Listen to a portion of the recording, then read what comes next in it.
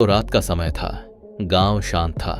चारों तरफ अंधेरा फैला हुआ था। सिर्फ चांद की हल्की रोशनी जमीन पर पड़ रही थी। लेकिन वेदांत के मन में एक तूफान चल रहा था। उसका दिल बेचैन था। उसकी आंखों में चिंता और गुस्से का मिश्रण साफ दिख रहा था। वेदांत वही लड़का था जिसे सब सीधे साधे, भोले और मददगार के नाम से जानते थे। अगर कोई पैसे मांग ले तो दे देता।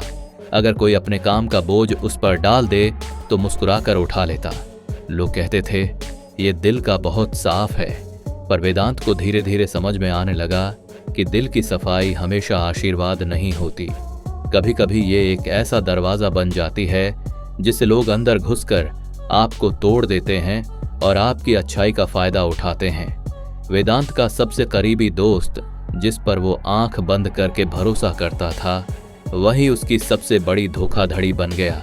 मेहनत उसकी, नाम उसका, काम उसका और फायदा सिर्फ दोस्त ने उठाया। कुछ पैसों के लिए उसने अपनी दोस्ती और विश्वास को बेच दिया। वेदांत की आंखें खुल गईं। उसे पहली बार समझ आया कि जो दुनिया मुस्कान देखती है वो नीयत भी देखती है।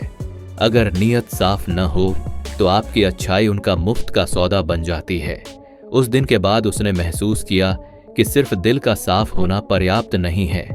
दुनिया में जीने के लिए दिमाग और समझदारी भी उतनी ही जरूरी है। गुस्से और दर्द से भरे मन के साथ वेदांत नदी किनारे बैठ गया।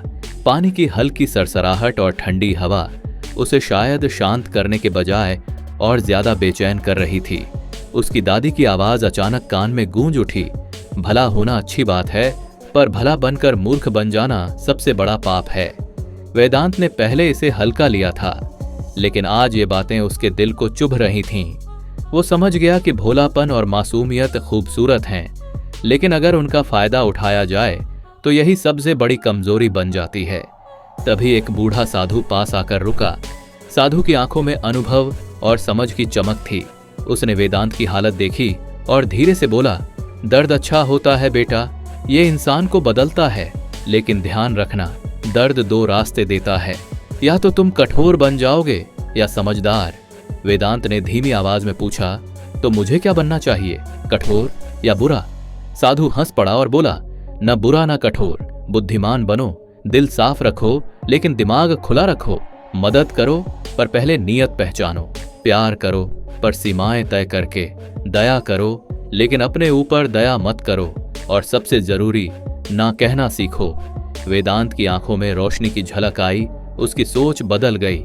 उसने समझ लिया कि अब से वह सिर्फ भला नहीं होगा, वह समझदार भी होगा। अगले ही दिन से उसने धीरे धीरे अपने जीवन में बदलाव करना शुरू किया। अब वो वही वेदांत था, दिल पहले जैसा, लेकिन दिमाग अब जागा हुआ था। वो पहले की तरह लोगों पर भरोसा करता था, लेकिन आंखें बंद करके नहीं। वो पहले की तरह मदद करता था, लेकिन केवल सही इंसानों को। वो पहले जैसा नम्र था, लेकिन अब कमजोर नहीं था। वेदांत ने सीखा कि ना कहना कोई बुराई नहीं है, बल्कि अपनी सुरक्षा और सम्मान बनाए रखने का तरीका है। उसने अपनी सीमाएं तय कर लीं।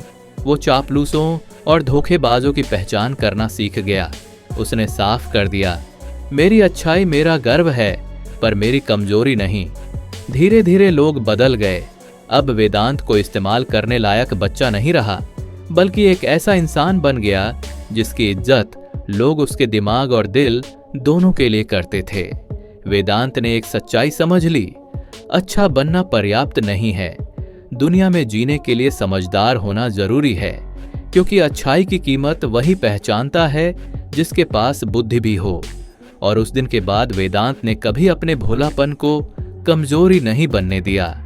उसने सिर्फ एक नियम अपनाया, अच्छा बनो लेकिन इस्तेमाल मत होने दो। इस कहानी से हमें एक सीख मिलती है, हम जितने भी अच्छे हैं, हमें अपनी बुद्धि और समझदारी का इस्तेमाल करना सीखना चाहिए। दूसरों की नीयत को पहचानना, अपनी सीमाएं तय करना और सही समय पर ना कहना, ये सब हमें मजबूत बनाते हैं। दुनिया में सिर्फ दिल साफ होने से कुछ नहीं होता, हमें अपनी सुरक्षा और सम्मान भी बनाना होता है। दोस्तों, वीडियो को लाइक जरूर करें, चैनल को सब्सक्राइब करें